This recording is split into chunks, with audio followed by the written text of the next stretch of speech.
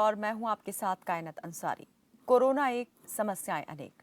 भारत में corona virus संक्रमण की रफ्तार थमने का नाम नहीं ले रही है। लॉकडाउन के तीसरे चरण का पहला सप्ताह समाप्त होने को है, मगर कोरोना के मामलों में अभी भी कमी नहीं दिख रही है। एक बार फिर हर आम और खास के दिमाग में सवाल उठने शुरू हो गए हैं कि सरकार के पास 17 मई के बाद आगे का प्लान क्या है, क्योंकि जिस कोरोना से निपटने के लिए लॉकडाउन किया गया था उसकी रफ्तार तो कम होने के बजाय बीते कुछ दिनों में दोगुनी हो गई है। लेकिन लॉकडाउन की वजह से कई समस्याएं देश और देशवासियों के सामने पैदा हो गई हैं।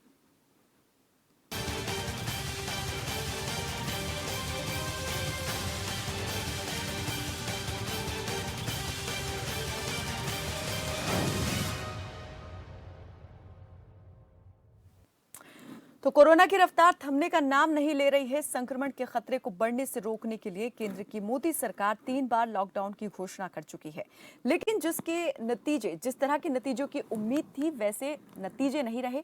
कोरोना के मामले तेजी से बढ़ रहे हैं, मृत्यु दर में भी इजाफा हो रहा है। ग्रीन, ऑरेंज और रेड जोन का जो मॉडल और प्लान तैयार किया गया था वो कमजोर पड़ता दिख रहा है। लॉकडाउन से कोरोना की रफ्तार पर कितना ब्रेक लगा या कोरोना की रफ्तार बेकाबू क्यों हो रही है, ये तो चर्चा का विषय है ही। लेकिन लॉकडाउन ने जिन दूसरी समस्याओं को बढ़ा दिया है वो भी अपने आप में महत्वपूर्ण है। अर्थव्यवस्था को जबरदस्त झटका लगा है, लाखों लोगों की नौकरियां चली गई हैं, मजदूर घर जाने के लिए बेचैन हैं। पैदल सफर तय कर रहे मजदूरों की तस्वीरें देखकर रूह कांपती है। उधर उद्योग धंधे बंद हैं। हालांकि सरकार इन्हें शुरू करने के प्लान पर काम भी कर रही है, लेकिन 50 दिन की तालाबंदी के बाद सब कुछ फिर से शुरू करना कितना मुश्किल होने वाला है और उद्यमी व्यापारी इसके लिए कितने तैयार हैं। सवाल ये भी बड़ा है कि 17 मई के बाद सरकार का आगे का प्लान क्या है, क्योंकि अब ये जो लॉकडाउन पार्ट 3 है उसका काउंटडाउन भी शुरू हो चुका है। 10 मई लग चुकी है और 10 मई के बाद जो है 17 मई तक के इंतजार को लेकर के भी सवाल शुरू हो गए हैं उठने कि आखिर 17 मई के बाद सरकार क्या करने वाली है। तीसरी बार के लॉकडाउन में सरकार ने कई यहाँ पर ढील दी, छूट दी, लेकिन मामले जो थे वो तेजी से बढ़ते रहे और लगातार बढ़ रहे हैं। मृत्यु दर में भी इजाफा हो रहा है। हालांकि अभी भी जो स्वास्थ्य मंत्रालय है वो यही कह करके जो है संतुष्टि कर रहा है कि जो विदेशों में रफ्तार है कोरोना की उससे हम बेहद पीछे हैं। अगर विदेशों का अनुपात देखा जाए और भारत का अनुपात देखा जाए तो यहाँ पर हम अभी भी काफी संतोषजनक स्थिति में नजर आते हैं। लेकिन क्या वाकई ये पूरा सच है?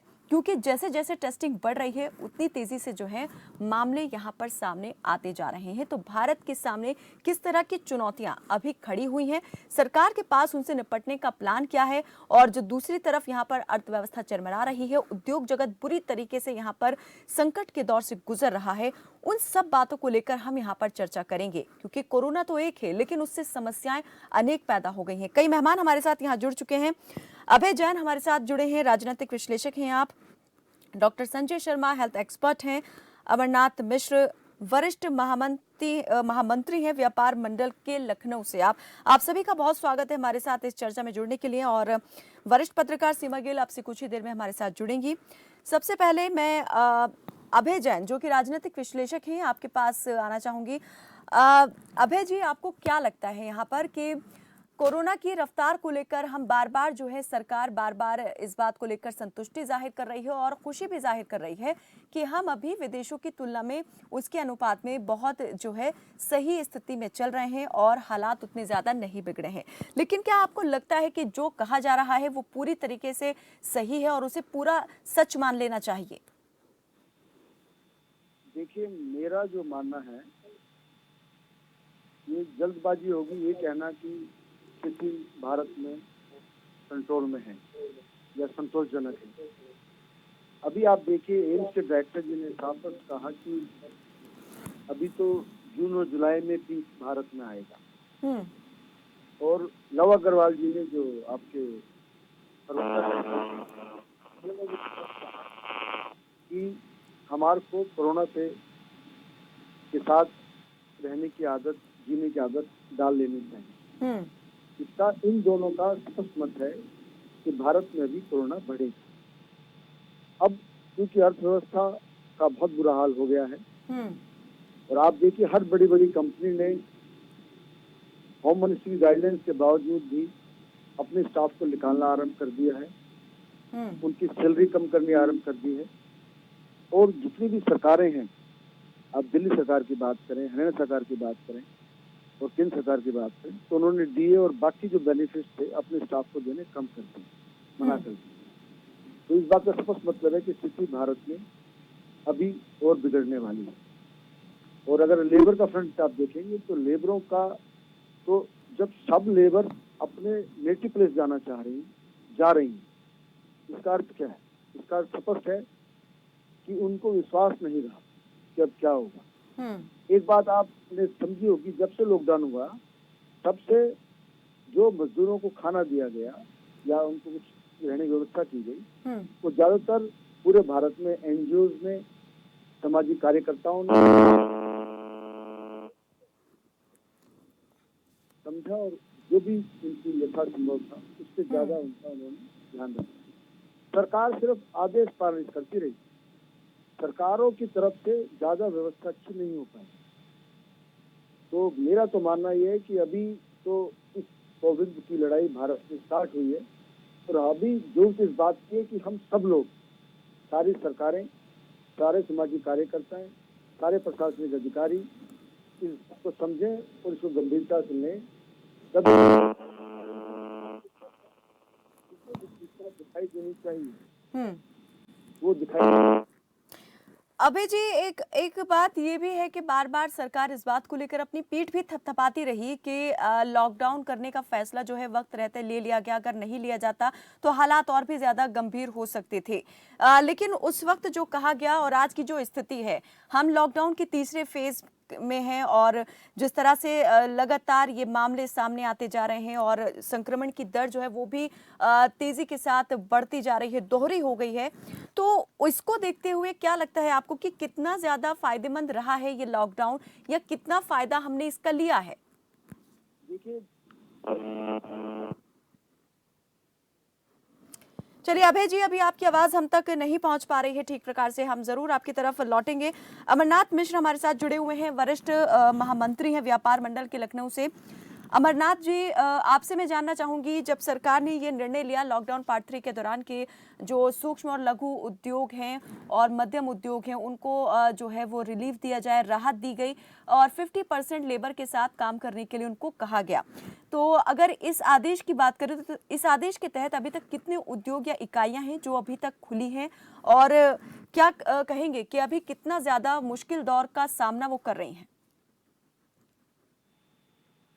वो तो पूरे देश की स्थिति आपके सामने स्पष्ट। उद्योगों को जो छूट दी है इन्होंने, और इन्होंने कहा कि आप 50% लेबर के साथ मानकों का पालन करते हुए उसको खोलें, अपना स्वघोषित प्रमाण पत्र दें कि हम ये करेंगे। निश्चित तौर पे जब लेबर माइग्रेट करी है तो तमाम उद्योगों में लेबर की भी समस्या आ रही है। आज की तारीख में जो गांव चला गया है उसको यदि हम बुलाना चाहते हैं तो डर की वजह से शहर नहीं आ रहे। वो कहता है शहर में कोरोना तेजी से फैला, गांव में हम सेफ हैं जी। तो ये एक समस्या बड़ी विकट है। इसमें कहीं ना कहीं लगभग ऊपर से नीचे तक, हमारे स्तर से लेकर ऊपर तक कहीं संवादहीनता इसका कारण रही है। यदि जब लॉकडाउन फर्स्ट हुआ था उसी वक्त सरकार ने इसके सेटबैक को देखा होता, और निश्चित तौर पर हम सभी जानते थे कि 21 दिन के लॉकडाउन में ये समस्या हल होने वाली नहीं, और तभी इन चीजों के प्लान बनाए गए होते कि जिस स्टेट में लेबर है या जिस शहर में लेबर है उस लेबर के रुकने का इंतजाम, उस लेबर को खाने पीने का इंतजाम, उसके जीविकोपार्जन का इंतजाम, इन सब चीजों पर थोड़ा विशेष ध्यान दिया गया होता। एक तरफा आदेश नौकरशाही करती रही, कभी भी उसने उद्यमियों को, व्यापारियों को अपने कॉन्फिडेंस में लिया ही नहीं। जब तक आप स्टेक होल्डर हैं, आप पत्रकार हैं, आपसे आपकी समस्या नहीं पूछी जाएगी तो हम बैठ के थोड़ी उसको सुलझा देंगे। तो जो वर्ग उससे प्रभावित है, जैसे मजदूर है या व्यापारी वर्ग है या उद्यमी है, उसके सुझाव लेना बहुत आवश्यक था।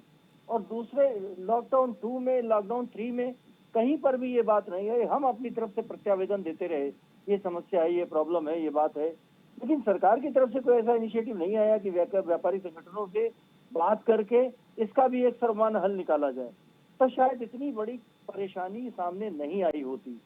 आज जो स्थिति है 50% लेबर को लेकर के आप काम करने का मतलब ये है कि प्रोडक्शन 25% भी नहीं हो सकता, क्योंकि जो आदमी अपने आप प्रोडक्शन करता है, मान लीजिए 50 लेबर रखता है, तो 50 लेबर को काम बटा हुआ होता है।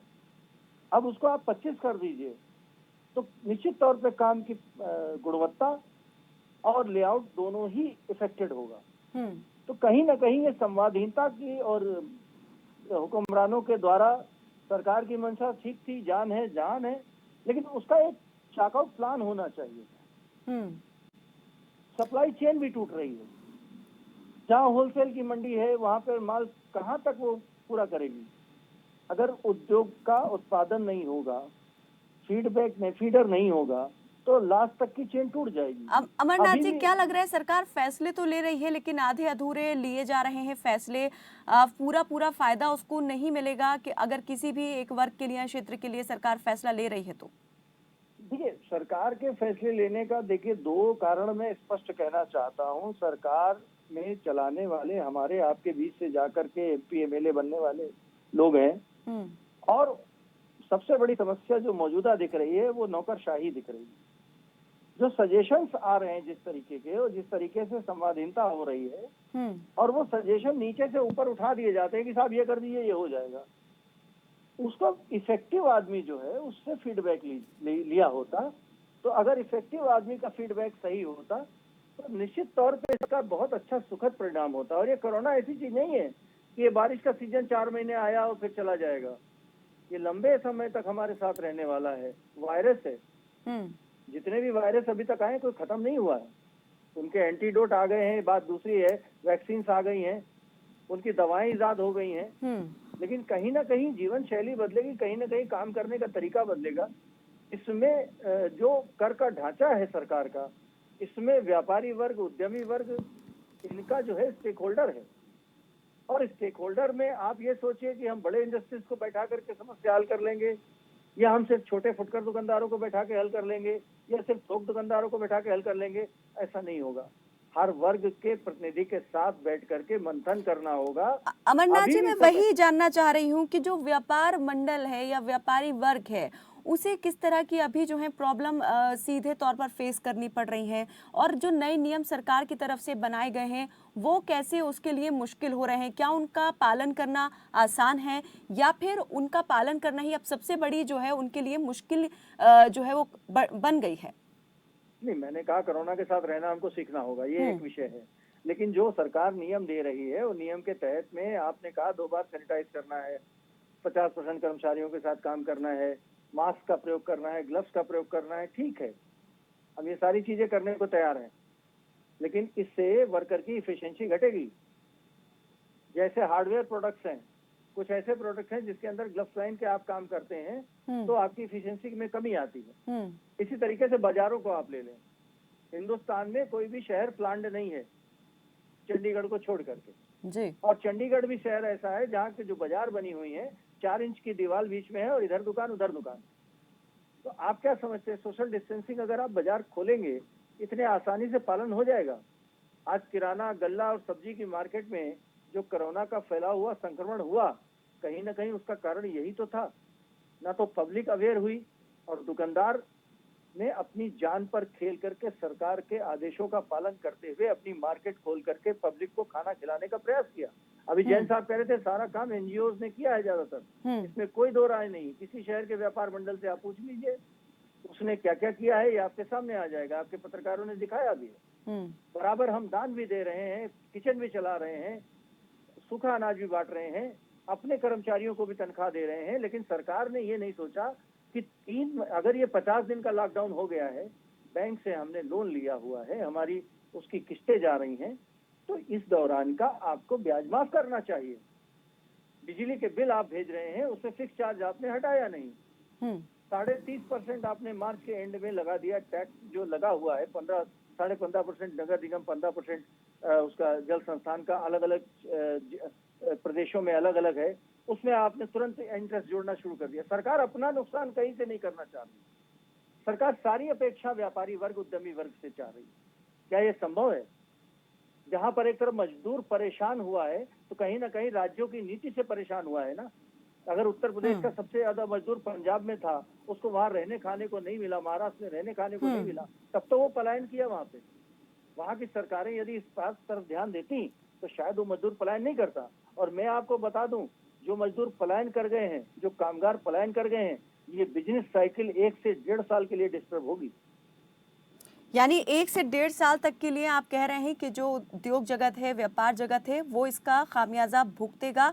ये क्षतिपूर्ति जो है वो इतनी जल्दी नहीं होने वाली है। नहीं होगी मैडम। आप जो ये आप ये देखिए माइग्रेंट ना कि जो जी कर्मचारी चला गया, आप कैसे फैक्ट्री रन करोगे? 50% भी तो नहीं है, कहाँ से लाओगे आप?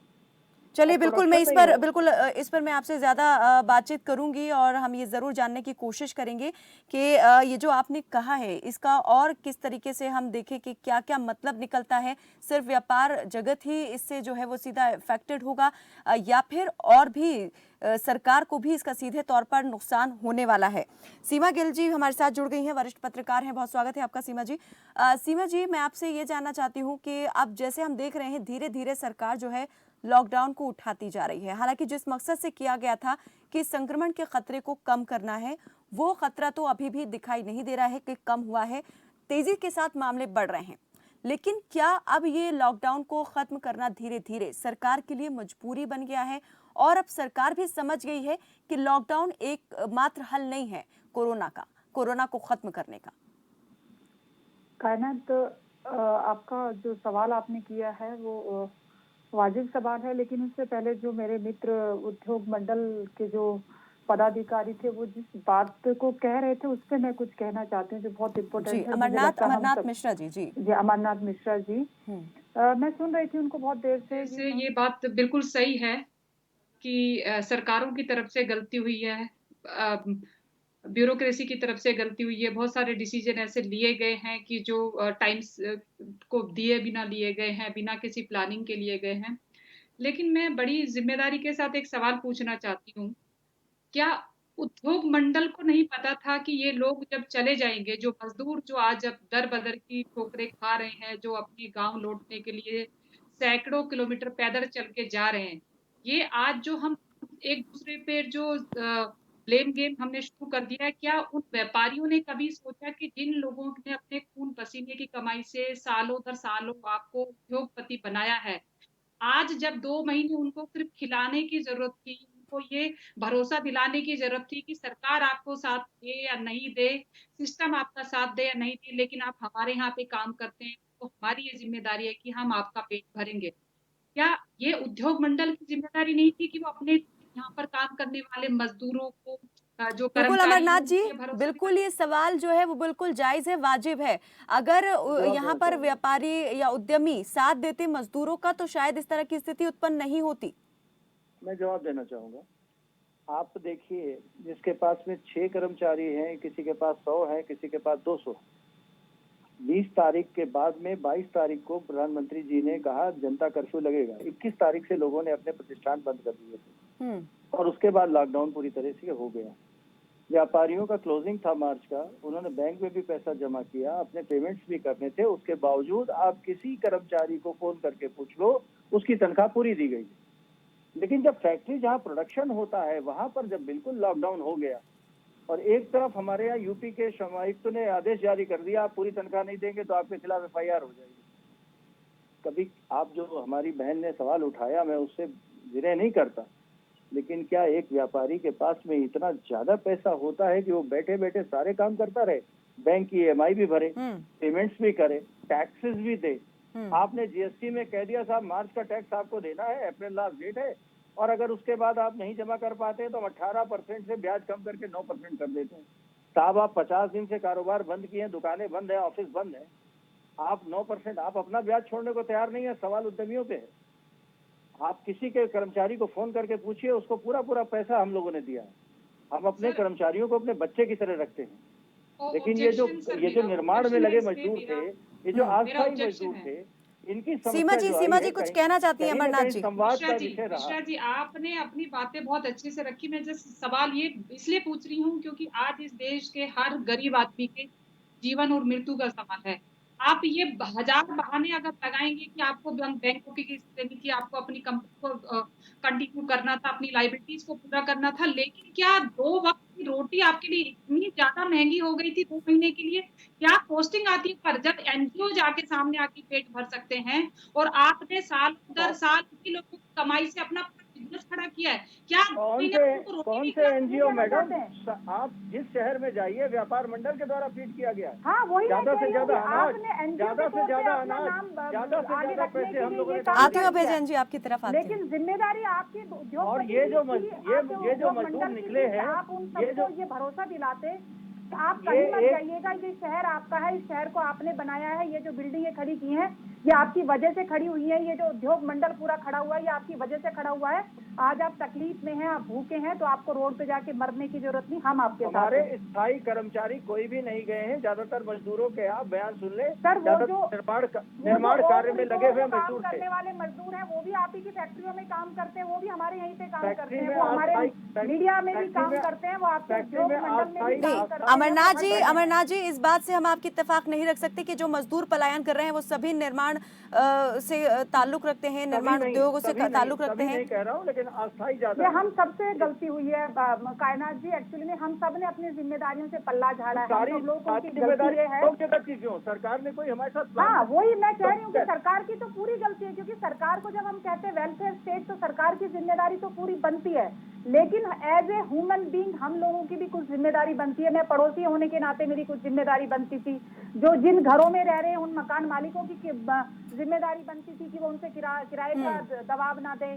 जो आपके पड़ोस में कोई भूखा मर रहा है उसको आपको पड़ोसी होने के नाते देने की जिम्मेदारी बनती थी, जो हमने मिस की है।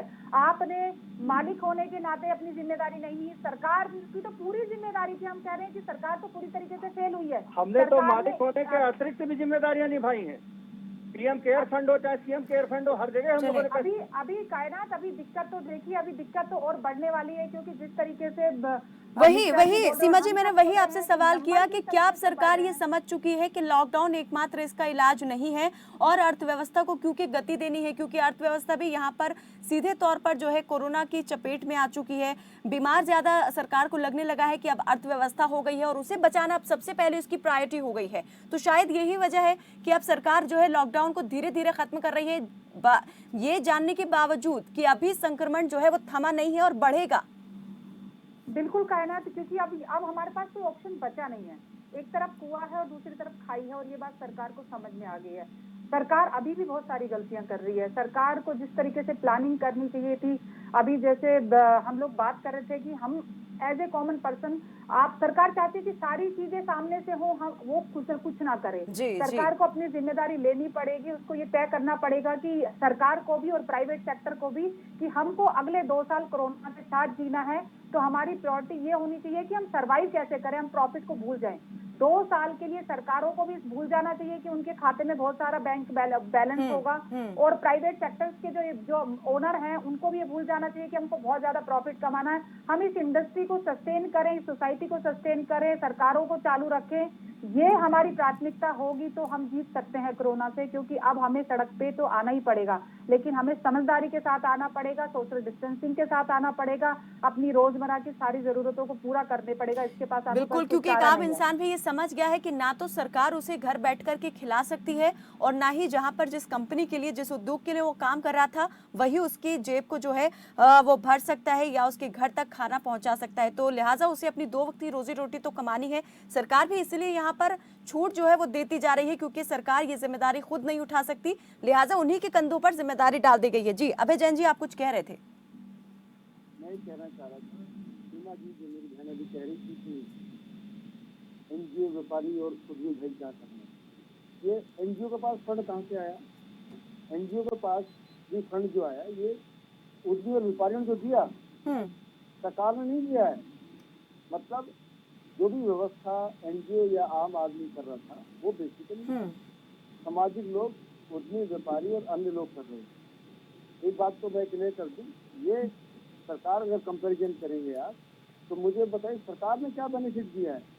ट्रेन उन्होंने आज माफ करी है। ट्रेन में जाने के लिए सरकार ने आज कहा है कि भाई अगर व्यापारी अपने घर जाना चाह रहा है तो उसका रेंट कम लगेगा। ये 22 मार्च को क्यों नहीं कहा उन्होंने कि जो व्यापारी, जो मजदूर अपने घर जाना चाह रहा है उसको फ्री जा सकता है? कुछ भी नहीं करा। अब बात यह आ रही है कि परंतु अब सरकार के लिए मजबूरी की स्थिति आ गई, अब सरकार क्या करे? मेरा तो इसमें सुझाव ये कि अब हमें बात भूल के आगे की बात सोचनी चाहिए, और सरकार को और खासकर जो हमारे पॉलिटिशियंस हैं, जो रूलिंग पार्टी के हैं, उनको क्योंकि जिम्मेदारी उनकी है। ये कृपा करके अभी ब्लेम गेम ये लग रहा है कि आपका वेस्ट बंगाल सरकार क्या कर रही है, दिल्ली सरकार क्या कर रही है, इसको कृपा करके रूलिंग पार्टी को भूल जाना चाहिए, क्योंकि दायित्व उनका है। दूसरा, जिम्मेदारी हमारे अधिकारियों की है। इन अधिकारियों को और जो रूलिंग पार्टी है उनको सोचना पड़ेगा कि हम जो मैक्सिमम कर सकते हैं आम जनता के लिए, वो उनको करने की आवश्यकता है। आज आम आदमी अभी भी अपने भाइयों के लिए, गरीब परिवारों के लिए, लेबर के लिए, अपने मेज के लिए, ड्राइवर के लिए खड़ा है और वो कर रहा है। अब ये सरकारों को और अधिकारियों को अभी भी जितनी गंभीरता से, मैंने पहले कहा, जितनी गंभीरता से उनको इनके सेक्शन के लिए काम करना चाहिए, अभी वो गंभीरता नजर नहीं आ रही है। अभी भी आधी फॉर्मेलिटी पूरी हो रही है। जिनको क्वारंटाइन करना है उनको क्वारंटाइन इनसे नहीं किया जा रहा है। जिनको आइसोलेशन डाल के जिनको खाने की व्यवस्था करनी चाहिए वो नहीं की जा रही है। आप देखिए टीवी पे रोज आ रहा है, जिनको क्वारंटाइन किया गया है उनको खाना किस तरह दिया जा रहा है। ऐसे कौन क्वारंटाइन होगा, कैसे होगा? आप बहुत सारे मैं एग्जाम्पल नहीं बताना चाहता, आप सबके सामने टीवी पे आप खुद दिखा रहे हैं कि सरकारें क्वारंटाइन करने के बाद उनको खाना किस तरह दे रही है। आप अगर कोई मरीज निकल रहा है तो उसको किस तरह हॉस्पिटल ले जाया जा रहा है, ये जिम्मेदारी किसकी? डेली वीडियो आ रहा है कि जिसको आप इलाज कर रहे हैं उसको इलाज ना करके वो ऐसे ट्रीट कर रहे हैं जैसे वो बहुत खतरनाक प्राणी है। जी जी। आप इलाज क्यों नहीं कर पा रहे हैं? ये जिम्मेदारी सरकार की है, आम आदमी की नहीं है। टेस्ट आप क्यों नहीं कर पा रहे हैं? अभी भी टेस्ट नहीं कर पा रहे पर्याप्त मात्रा में। आप क्वारंटाइन बना के कंटेनमेंट जोन जो बनाते हैं उसको आप क्यों पूरी तरह व्यवस्था क्यों नहीं कर पा रहे हैं? आम आदमी बेचारा रोटी के लिए क्या करे? अब आप अगर नोटिस करेंगे, डेली आ रहा है कि वर्कर वहाँ पर इकट्ठा हो गया, 500 वर्कर, 1000 वर्कर, 2000 वर्कर इकट्ठा हो रहा है।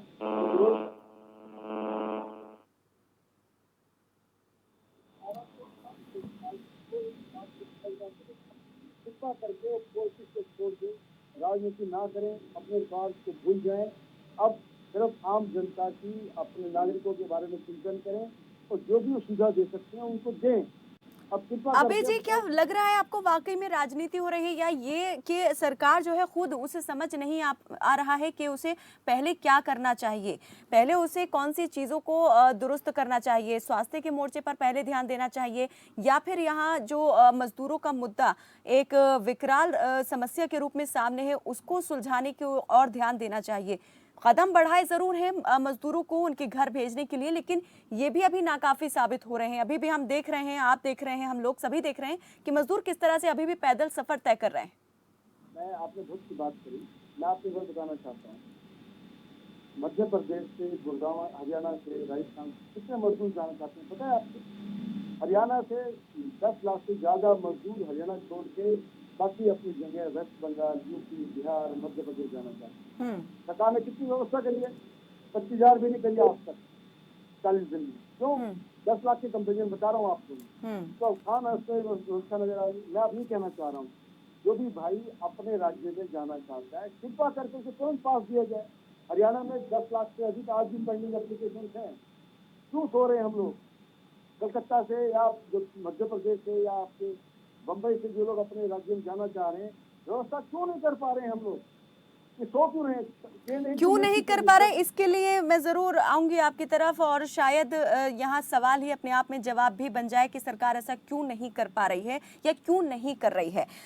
डॉक्टर संजय शर्मा भी हमारे साथ जुड़े हुए हैं, हेल्थ एक्सपर्ट हैं आप। डॉक्टर संजय, यहाँ पर दूसरे, जैसे हमने बात की नीतिगत फैसलों को लेकर, सरकार के फैसलों में कई हम कमियां खामियां देख रहे हैं, लेकिन अगर स्वास्थ्य के मोर्चे पर बात करें तो क्या स्वास्थ्य के मोर्चे पर आप पाते हैं कि सरकार अपना 100% दे रही है? जितना वो कर सकती थी उसने अभी तक कर दिया है, और इससे ज्यादा की उम्मीद नहीं करनी चाहिए?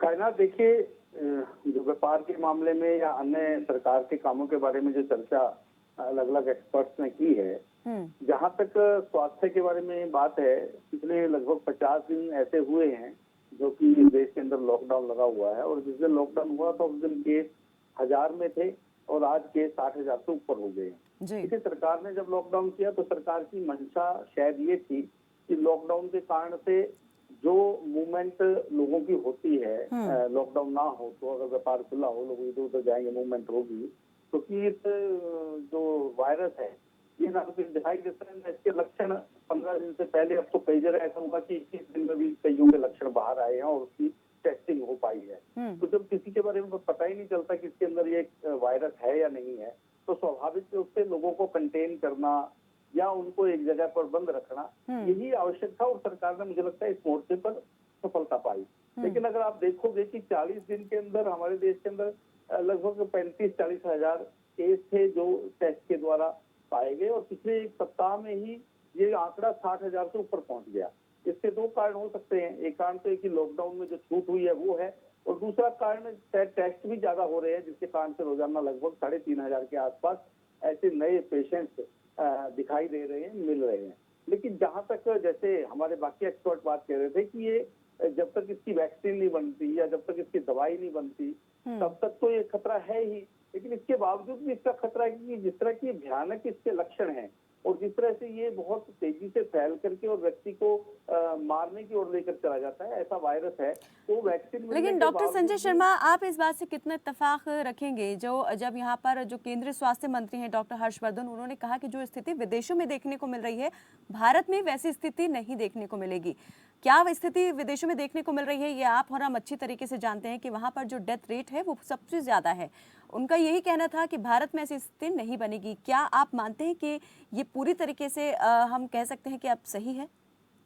ये बात ठीक है कि जो स्वास्थ्य मंत्री ने कहा वो बात सही है। उसके दो कारण हैं। एक कारण तो है कि जो हमने लॉकडाउन का पीरियड था उसका बड़ा अच्छे से उपयोग लोगों को समझाने में, इस बीमारी के बारे में, जो संचार माध्यमों से, चाहे इलेक्ट्रॉनिक माध्यम है, चाहे हमारे सोशल मीडिया है या हमारा प्रिंट मीडिया है, उसके माध्यम से हम लोगों को ये समझाने में कामयाब हुए हैं कि इसके लिए सोशल डिस्टेंसिंग और इसके बचने के जो तरीके हैं, क्योंकि अब तो बचने के तरीके ही लोगों को समझने होंगे। और लोगों ने, मुझे लगता है, लॉकडाउन के दौरान टीवी के माध्यम से और बाकी सोशल मीडिया के माध्यम से इसको अच्छे से समझा है, जिसके कारण से जब लॉकडाउन हटा तो बहुत से लोगों ने इसको ठीक से ओबे किया। और चाहे तो सोशल डिस्टेंसिंग है, चाहे वो हाथ को धोने की बात है या बाकी चीजों से, जैसे आयुष मंत्रालय ने भी कहा कि आप काढ़ा बना करके पीजिए, अगर आपको इस तरह की क्या क्या परहेज रखने हैं, क्या क्या खाना है, तो मुझे लगता है सरकार ये बताने में कामयाब हुई है। विदेशों में शायद लोग इन बातों को नहीं फॉलो कर पाए या उन्होंने इस बीमारी की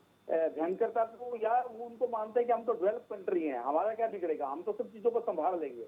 लेकिन हमारे जैसे विकासशील देश के जो नेता हैं या हमारी केंद्र की सरकार है या बाकी हमारी प्रदेशों की सरकारें हैं, वो लोगों को ठीक से समझाने में कामयाब हो पाए हैं, जिसके कारण से लोगों ने इसको समझा और सरकार भी इसको कंट्रोल करने में कामयाब हो पाई है। मुझे लगता है कि 6 महीने, साल, 2 साल, कितने दिन ये वैक्सीन आती है, कितने दिन में ये दवाई आती है, तब तक लोगों को कोरोना के साथ जीना सीखना पड़ेगा।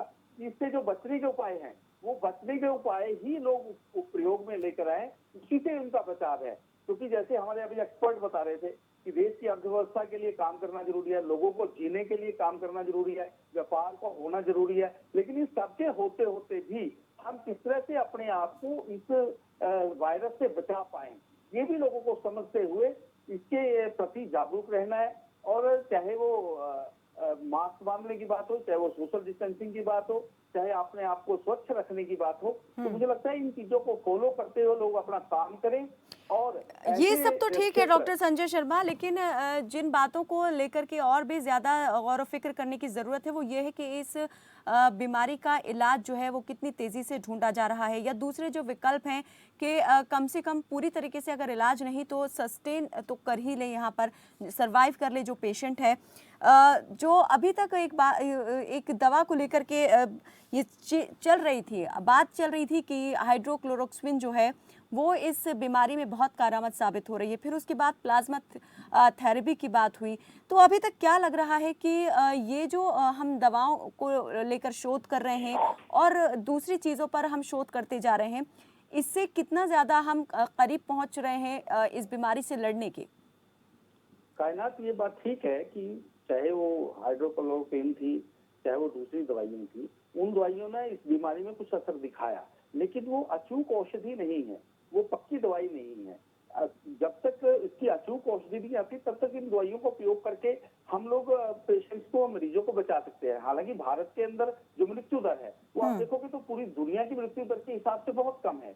यानी यहाँ की जो जीवन की शैली है या यहाँ पर जो आयुर्वेद और बाकी आयुष के बाकी जो पैथी हैं उनका जो प्रचार प्रसार हुआ और लोगों ने स्वयं से उन चीजों को समझ करके उपयोग में लेकर के आए, या परहेज के द्वारा भी लोग इन चीजों से बचे, तो ये सब चीजें ऐसी है जिसके कारण से भारत देश के अंदर हम देख रहे हैं कि मृत्यु दर कम है। लेकिन कुछ जहाँ राज्य तक ऐसे हैं दुआई जहां की बड़ी आने की बात तेजी है, से मृत्यु दर भी बढ़ रही है, तो क्या हम ये माने कि वो राज्य ठीक प्रकार से वो सभी गाइडलाइंस को या इलाज के तरीकों को फॉलो नहीं कर रहे हैं जो दूसरे राज्य कर रहे हैं? क्योंकि अगर वायरस की बात करें तो ये वायरस संक्रमण जो है किस तरह से लोगों के बीच में फैला है, इसमें कोई ज़्यादा बीच में जाने वाली बात तो अब ज़्यादा दिखाई देती नहीं है, क्योंकि अब सभी को पता है कि किस तरीके से संक्रमण फैला। लेकिन अगर महाराष्ट्र की बात करें, गुजरात की बात करें, यहाँ सबसे ज्यादा मृत्यु दर दिखाई दे रही है। इस बात को लेकर खुद राज्य सरकारें भी चिंतित हैं। तो यहाँ आप क्या मानते हैं कि अगर इतनी तेजी से आंकड़ा बढ़ रहा है तो उसके पीछे के क्या कारण है? देखिए कायनात, इसका सबसे कारण है कि जो परहेज या जो डिस्टेंसिंग की बात या जिन उपायों का, नियमों का पालन करने के लिए सरकार प्रचार प्रसार में लगी हो। देखिए सरकारों का काम, जैसे अभी बताया कि सामाजिक उद्धार के लिए, समाज के लिए काम करने के लिए सरकारें होती हैं, एक वेलफेयर होती के लिए सरकारें होती हैं, वो सरकारों का काम होता है। लेकिन सरकारें सब कुछ कर लेंगी, मुझे लगता है कि ये संभव नहीं है। और खासकर कोरोना जैसी बीमारी में इसमें हर व्यक्ति को खुद जागरूक होना पड़ेगा। महाराष्ट्र और गुजरात के अंदर जो इस तरह का आंकड़ा बढ़ा, उसका कारण शायद कुछ लोगों ने इसकी परवाह नहीं की और लोगों ने इसको अपनाया नहीं। जो प्रचार प्रसार हुआ उसको ठीक से समझा नहीं या उसमें लापरवाही बरती, जिसके कारण से इतने केस बढ़े। डॉक्टर संजय, हम हर बात का ठीकरा लोगों के सिर पर ही क्यों फोड़ देते हैं? हम क्यों भूल जाते हैं कि जो व्यवस्था है, जो प्रशासन है, सरकार है, उसका भी यहाँ पर बड़ा एक रोल हो जाता है इन सब चीजों को देखना, संभालना। लॉकडाउन हुआ, लॉकडाउन को कड़ाई से पालन कराना, आप सब जानते ही अच्छी तरीके से, हम भी जानते हैं किसका यहाँ पर कर्तव्य था, करवाया भी क्या कई जगह पर। लेकिन बावजूद लॉकडाउन के अगर हालात इतनी ज्यादा किसी राज्य में बिगड़ते हैं तो उसके पीछे और दूसरे क्या कारण हो सकते हैं? ये बात आपकी ठीक है कि सरकारों का काम होता है कि लोगों की जान और माल की सुरक्षा करें, और उसमें अगर वो फेल होती है तो सरकार का बहुत बड़ा दायित्व या उसकी फेलियर का उसको ऑन करना चाहिए, उसको मानना चाहिए। लेकिन मुझे ऐसा लगता है कि ये जो बीमारी है, कोरोना बीमारी है, इसमें सरकार का रोल टेस्टिंग करने में, सरकार का लोग कानून व्यवस्था बनाने में, सरकार का लोग लोगों को जागरूक करने में, सरकार का रोल जो जैसे पहले हमारे व्यापारी भाई भी कह रहे थे या हमारी पत्रकार या राजनीतिक एक्सपर्ट भी कह रहे थे कि लोगों को उनके लिए भोजन की व्यवस्था करना, उसके रहने की व्यवस्था करना, मजदूरों को आश्रय देना, उनके लिए भोजन की व्यवस्था करना, ये सरकारों का काम होना ही चाहिए। लेकिन मुझे लगता है ये जो बीमारी है, इस बीमारी का जब तक इलाज नहीं मिलता तब तक इसमें बचाव लोगों का स्वयं का है। सरकारें हर जगह पुलिस को नहीं खड़ा कर सकती, सरकार हर जगह खड़ा होकर लोगों को नहीं बता सकती, लोगों को स्वयं बचना है। सरकार का जो और बातों में रोल है वो रोल प्ले करना चाहिए। लेकिन तो मुझे बिल्कुल ये जो चीज भी बीमारी सरकार है, की तरफ से पूरी तरीके से क्लियर होनी चाहिए ताकि लोग भी इस बात को अच्छी तरह से जान लें, समझ लें कि अब उनके कंधों पर कितनी बड़ी जिम्मेदारी आ गई है या उन्हें अब सुरक्षा जो है उनकी अपने हाथ में है। जी अभय जैन जी, बिल्कुल आती हूँ, सीमा जी आपकी तरफ आती हूँ। अभय जी, आप कुछ कहना चाह रहे थे? मैं एक बहुत अच्छा एग्जाम्पल आपको देना चाह रहा हूँ। अभी पूरे भारत में सभी स्टेट्स में शराबबंदी को खोल दिया और आपने देखा होगा कि पूरे भारत में शराब के ठेके के बाहर बड़ी बड़ी लाइन लगी और कोई भी सोशल डिस्टेंसिंग का नियम को फॉलो नहीं किया। मुझे ये बताइए, ये परफेक्ट एग्जाम्पल है इस बात को समझने के लिए कि ये सोशल डिस्टेंसिंग, इसमें कोई दो राय नहीं कि आम आदमी है जो लाइन में लगा है उसको भी सोशल डिस्टेंसिंग का फॉलो करना चाहिए। परंतु क्योंकि वो तो मैं चाहूंगा कि उसको समझ नहीं है बीमारी की ग्रेविटी की, या समझ है तो वो जल्दबाजी में कि मैं फटाफट अपना काम करूं और अब घर चला जाऊं। ये सोशल डिस्टेंसिंग मेंटेन किसको करनी थी? सरकार एक तरफ कह रही है कि मुझे रेवेन्यू चाहिए मिस्टर देश, तो रेवेन्यू चाहिए तो शासन की जिम्मेदारी बनती है या जिम्मेदारी खत्म होगी? खाली इसका जिम्मेदारी की शराब की दुकान खोल दी जाए, बाकी मेरा काम खत्म। ये जिम्मेदारी किसकी बनती है? सरकार की बनती है। मैं खाली इतना कहना चाह रहा हूँ कि सरकार के अधिकारी और नेतागण कृपा करके इस बीमारी को गंभीरता से समझें। अभी तो भारत में मेरा मानना है कि अभी शुरुआत हुई, कृपा करके अगर हमारी अर्थव्यवस्था बिल्कुल बिगड़ रही है तो हमें अपने काम धंधे भी खोलने हैं, अपनी फैक्ट्रियाँ भी खोलनी है, दुकानें भी खोलनी है और सबका ध्यान रखना है। तो कृपा करके पॉलिटिक्स ना करें, बात को गंभीरता से समझें, अध्ययन करें, तभी इस पर काम करें, अदरवाइज बहुत बुरा हाल हो जाएगा। और अभी भी मैं तो मेरा अपना निचोड़ ये है अधिकारीगण और नेतागण उस गंभीरता से इस बीमारी को नहीं ले रहे हैं जिस गंभीरता से उनको लेना चाहिए। सीमा जी।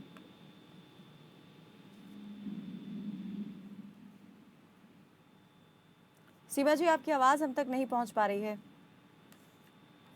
हेलो जी जी, कहिए। कायनात, मैं ये कहना चाह रही हूँ कि जब बात कोरोना जैसी महामारी की होती है तो थोड़ा सा हमें अपने से ऊपर उठ के सोचना होता है। दुखद जो है आज की डेट में वो भारत में मुझे जो दिखाई दे रहा है वो ये है कि हम सिर्फ अपने अपने दायरे में रह के सोच रहे हैं। व्यापारियों को सिर्फ अपने व्यापार से लेना देना है, सरकार को सिर्फ अपने अपने अपने यहाँ पे उसके पास कितने फंड हो उससे लेना देना है। ब्यूरोक्रेसी को ये लग रहा है कि मेरी जॉब पे ना आ जाए, वो अपने में सेफ गेम में खेलना चाहती है और आम आदमी को समझ नहीं है। डेमोक्रेसी में दो बहुत इंपॉर्टेंट रोल होते हैं, एक जो सरकार, जो सत्ता में बैठे हुए लोग हैं, जो पावर को एंजॉय करते हैं और जिनके ऊपर पावर एंजॉय की जाती है। तो दोनों लोगों में से अगर एक भी एंगल पे कहीं कोई कमी होती है तो डेमोक्रेसी अधूरी है।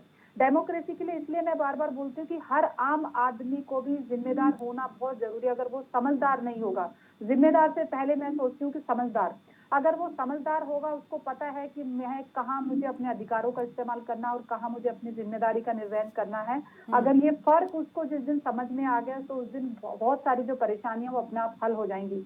आज जिस तरीके से मैं जैन साहब को सुन रही हूँ, मिश्रा जी को सुन रही हूँ, सरकार की नीयत अगर साफ होगी तो मुझे पता है कि वो चाहे व्यापारी वर्ग हो, चाहे सामाजिक कार्यकर्ता हो या परिवार हो, एनी इंडिविजुअल हो, वो सब अपने तरीके से काम कर सकते हैं। सरकार को तो साफ नियत की जरूरत है ही, लेकिन इसके साथ साथ जब परेशानी बड़ी होती है और व्यापक रूप से हमारे हिंदुस्तान में नहीं पूरे विश्व भर में उसके आप देख रहे हैं, तो हमें एक कलेक्टिव प्लेटफॉर्म पे आकर के सोचना की जरूरत है। हम कलेक्टिवली सोचें, हम अपने अपने हितों से बाहर निकल के सोचें कि इस प्रॉब्लम का सोल्यूशन कैसे निकाला जा सकता है। सरकार में बैठे हुए लोग हैं वो अपने तरीके से बात करते हैं, जो विपक्ष में बैठे हुए लोग हैं वो दूसरे तरीके से बात करते हैं, जो राज्य में जिनकी सरकार है वो अपने तरीके से वहां पे राजनीति खेल रहे हैं, व्यापारी अपनी चिंता में कि हमारा प्रॉफिट किस तरीके से मेंटेन हो। तो इस तरीके से माफ कीजिएगा, अगले 2 साल तक हमको बुरी तरीके से ये मार के जाएगा कोरोना।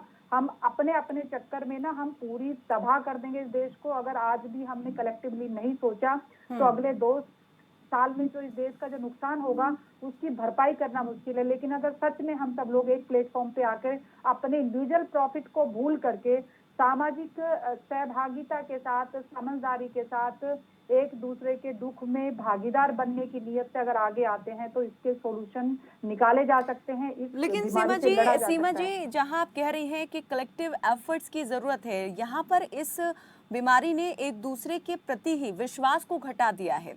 शक की नजर से देखने लग गए हैं लोग ही नहीं, राज्य भी यहाँ पर इस तरह का व्यवहार करने लग गए हैं। अपने ही लोगों को लेने के लिए वो इस तरह की अब पॉलिसी बनाना शुरू कर रहे हैं कि अगर नेगेटिव रिपोर्ट आती है तो ही आपको अंदर आने दिया जाएगा, पॉजिटिव आती है तो आपकी एंट्री नहीं होगी, आपको एंट्री नहीं दी जाएगी।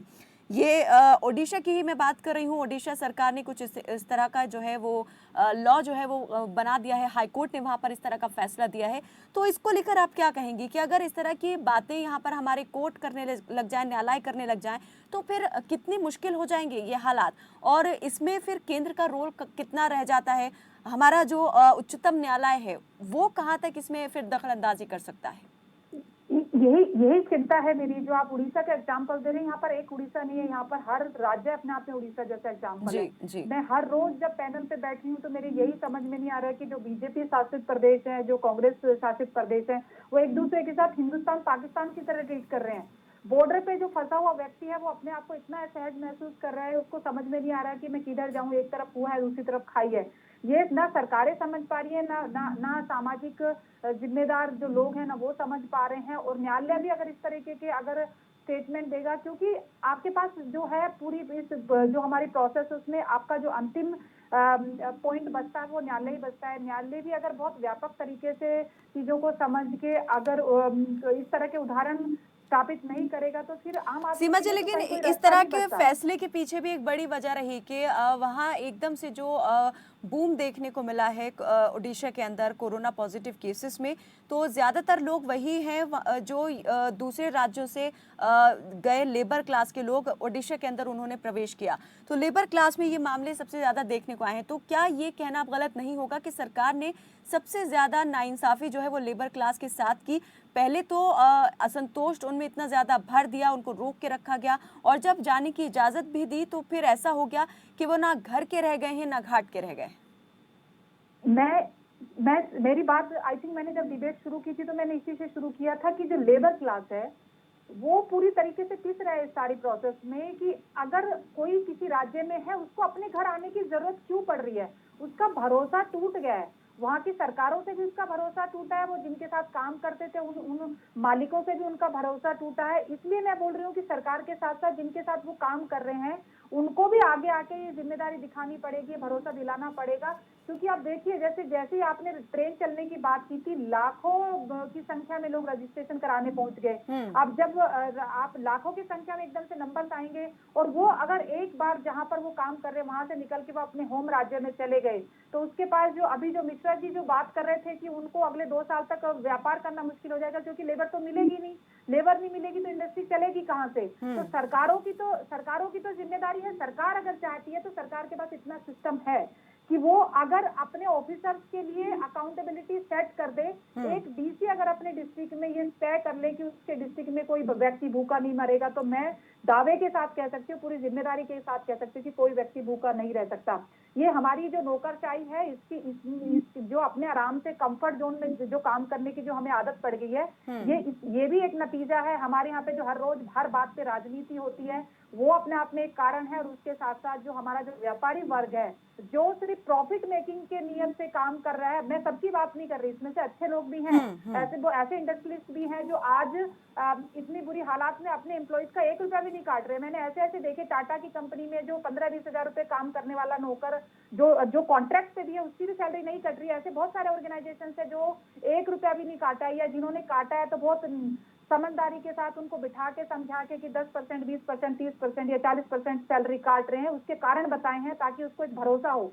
क्योंकि एम्प्लॉयर और एम्प्लॉइज के बीच में जो एक तालमेल होता है वो एक परिवार और मुखिया के बीच का होता है। जैसे परिवार का मुखिया अगर घर में कुछ चीजें कम भी होती हैं तो अगर अपने बच्चों को प्यार से बिठा के समझाता है तो बच्चे समझते हैं, लेकिन अगर वो दादागिरी दिखाता है या बिल्कुल इग्नोर कर देता है तो फिर बच्चे या तो बाहर निकल के आसरा ढूंढते हैं या फिर वो आवारा हो जाते हैं, वो अपने तरीके से फिर चीजों को पाते हैं। आज वही हालत इस देश में मजदूरों की हो रही है कि मजदूरों को ना तो सरकार की तरफ से कुछ मिल रहा है, हो क्या रहा है कि एनजीओ भी क्या कर रहे हैं कि आपको सिर्फ बना हुआ खाना दे के चले जा रहे हैं। आज आपको खाना मिल रहा है, कल की श्योरिटी नहीं है कि कल मिलेगा नहीं मिलेगा।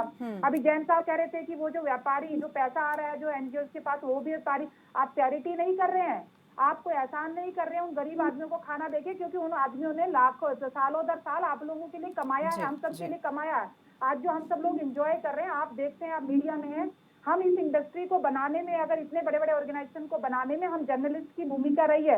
हम जर्नलिस्ट की नहीं, नीचे से लेके जो लाइट मैन होता है, कैमरा मैन होते हैं, होकर ले एडिट तक सबकी जिम्मेदारी, सबकी सहभागिता होती है। तो जब जरूरत पड़े, अगर आज मेरे पास 2 लाख रुपए की इनकम है और मुझे लगता है कि मेरा जो कैमरा मैन बिल्कुल, जिन चीजों का उपभोग आज हम कर रहे हैं, ये चीजें कहीं ना कहीं उन सभी मजदूरों की ही बदौलत है कि आज हम उन सब चीजों का सुख भोग पा रहे हैं। अमरनाथ मिश्रा जी, जैसा भी आपने कहा था और सीमा गिल जी ने भी उस बात को एक बार फिर से दोहराया कि जब मजदूर चले जाएंगे तो काम कैसे होगा, इस बात को लेकर के आपने चिंता भी जाहिर की। लेकिन अगर योगी सरकार की बात करें तो लेबर रिफॉर्म जो लॉ है वो सरकार यहाँ पर लेकर आ रही है, जिसके तहत जो अपने ही राज्य के मजदूर हैं उनको काम जो है वो दिया जाएगा, रोजगार दिया जाएगा। कैसे लगता है कि जो समस्या है उद्योगपतियों की और व्यापारियों की, वो कम होगी या फिर और ज्यादा बढ़ेगी? देखिए, 2 बातें हैं। एक तो पहले मेरा विरोध है इस बात पे, बार बार हमारी बहन के द्वारा प्रॉफिट की बात की जा रही है। 50 दिन से लॉकडाउन में कौन सा व्यापारी प्रॉफिट कमा रहा है? सर, और 50 भी दिन की तो बात ही नहीं कर रहे हैं, 1 मिनट, बहस नहीं कर रहा हूँ, आपकी बात मैंने सुनी, आप मेरी बात सुने। या प्लीज। जब हमने एमएसएमई सेक्टर हो, चाहे लघु उद्योग हो, चाहे व्यापारी हो, अपने रिसोर्सेज से व्यापार खड़ा करता है, उसके बाद किसी को रोजी देता है, उसके बाद वो 4 लोगों को और जोड़ता है। एक खोंचे वाला भी जब खोंचा लगाता है ना, तो एक लड़का रखता है ताकि खोंचा बांट सके, उसको भी रोजगार देता है। आप कानून थोप देते हैं, आप कहते हैं कलेक्टिव जिम्मेदारी लीजिए। किसने बात करी हमसे आकर के कलेक्टिव जिम्मेदारी के लिए? किसी ने हमसे वार्ता करी आकर के? सीधे आदेश आपने थोप दिया, ये करना है, ये नहीं करना है, do and don't, to be और नॉट टू बी। किसी ने भी एक बार बैठा करके उद्योग जगत से चर्चा की होती कि आप इतना करेंगे, आपको ऐसे करना है, ये मैनेज करना है, ऐसे समझाना है? किसी ने नहीं करा। तो ये जो चीजें हैं, ये मेरा विरोध है कि प्रॉफिट प्रॉफिट बार बार व्यापारियों को कटघरे में खड़ा किया जा रहा है, जबकि वही व्यापारी खड़ा होकर गल्ला मंडी हो चाहे किराना हो, आज अपनी जान पे खेल के संजय जी, सीमा जी का भी माफ कीजिएगा अमरनाथ जी, वो सीमा जी का भी मतलब किसी एक व्यापारी या उद्योगपति से नहीं है, वो जनरली ये बात कह रही हैं, वो जनरली उनकी ये बात। मैं कहना तो मैंने आपको पूरा सुना, मेरी जवाब सुनिए प्लीज, मेरी बात सुनिए, मैंने आपको पूरी शांति से सुना। तो ये गलत है, पहली बात। दूसरी बात, जो आपने कहा कि योगी जी जो योजना लाए हैं मजदूरों के लिए, ज्यादातर उनका ध्यान इस पर है कि विदेशी कंपनियां कैसे आए। आप एक बात बहुत गौर से ध्यान दीजिएगा, छत्तीसगढ़ का बिलासपुरी मजदूर यूपी में काम करता है और यूपी का मजदूर पंजाब में काम करता है, क्योंकि छत्तीसगढ़ से अच्छी सैलरी यूपी में है, यूपी से अच्छी सैलरी पंजाब हरियाणा में, और वही काम करता है जो यूपी में हो रहा है, वही काम करता है जो पंजाब में हो रहा है, काम वही है। लेकिन एक जगह का दूसरा, उड़ीसा का मजदूर बंगाल चला आता है, महाराष्ट्र चला जाता है, बंगाल का महाराष्ट्र चला जाता है, सिर्फ सैलरी के डिफरेंस को लेकर के। निश्चित तौर पे अगर सरकार अपने यहाँ योजनाएं शुरू करती है और अपने यहाँ लेबर को मौके देती है, तो हमारे यहाँ से जो माइग्रेट करने की समस्या समाप्त हो जाएगी।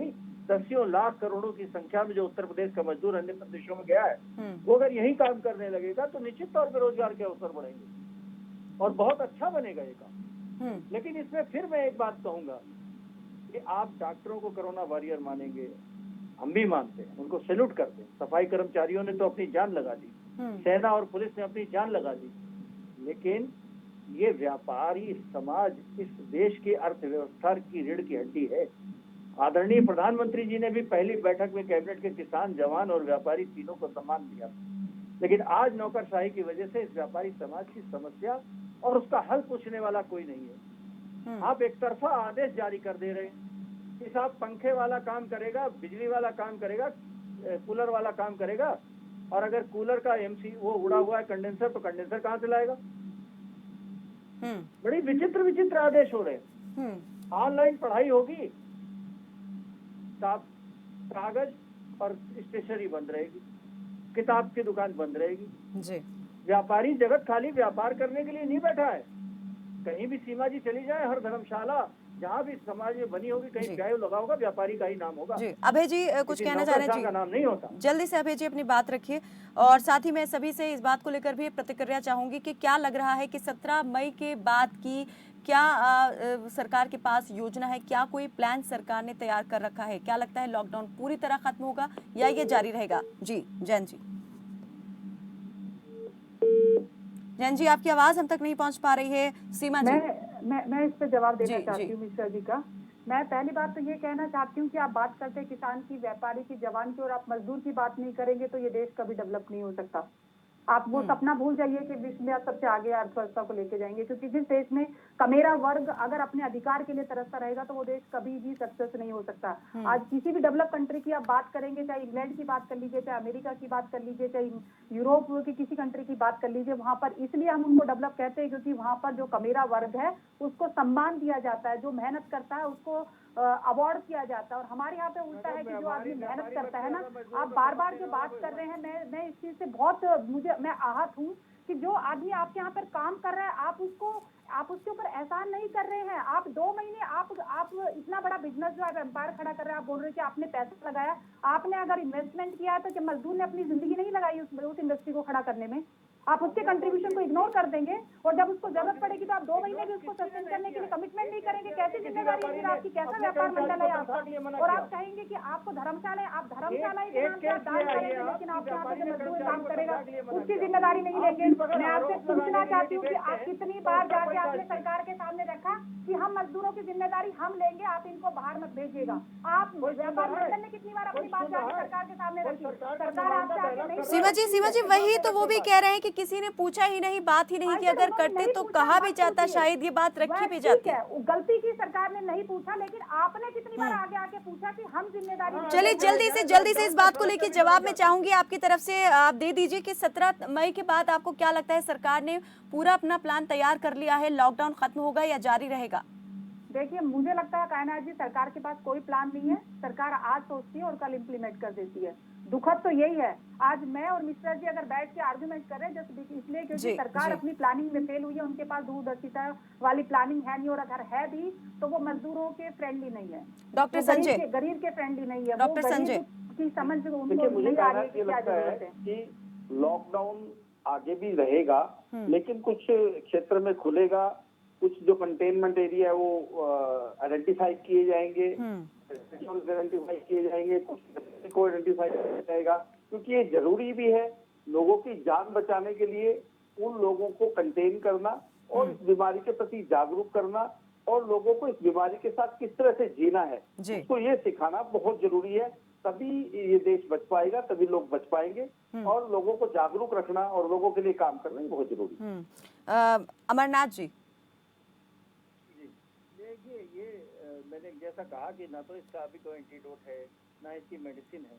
कोरोना के साथ रहना सीखना भी पड़ेगा, और सरकार जो है लॉकडाउन को थोड़ा ईज कर रही है जैसे, लेकिन इसमें रिवर्स भी जा सकती है। अगर परेशानियां ज्यादा हुई तो वापस ABCD पे जाना पड़ सकता है। इसलिए स्थिति अभी बहुत क्लियर नहीं है, और उसका कारण यही है कि समाज के विभिन्न वर्गों के साथ बैठ करके मंत्रणा न करना। अभय जैन जी, जल्दी से प्रतिक्रिया दीजिए, क्या लगता है 17 मई के बाद लॉकडाउन खत्म होने वाला है या आगे भी चलेगा? मैं पहले एक बात कहना चाहूंगा, आप देखिए अभी केंद्र सरकार और विभिन्न राज्य सरकारें ये कह रही हैं कि जो कंपनियां चाइना में लगी हुई थी उनको हम भारत में लाने का प्रयास करेंगे, अपने राज्य में लाने का प्रयास करेंगे। ये नेताओं की सोच का दिवालियापन है। आप बताइए कब तो चाइना से फैक्ट्री हटेगी? वो तो इसे एक अवसर के रूप में मान रहे हैं ना कि भारत प्रतिनिधित्व करने के एक दौर में आ चुका है, शायद इससे भारत जो है वो और ज्यादा आगे बढ़ेगा। मैडम, पर आपको अभी कुछ देना है या 2 साल बाद की योजना बनानी है? आज भी आपको शाम को खाने की व्यवस्था करनी है, कल खाने की व्यवस्था करनी है, एक साल बाद की व्यवस्था नहीं करनी है।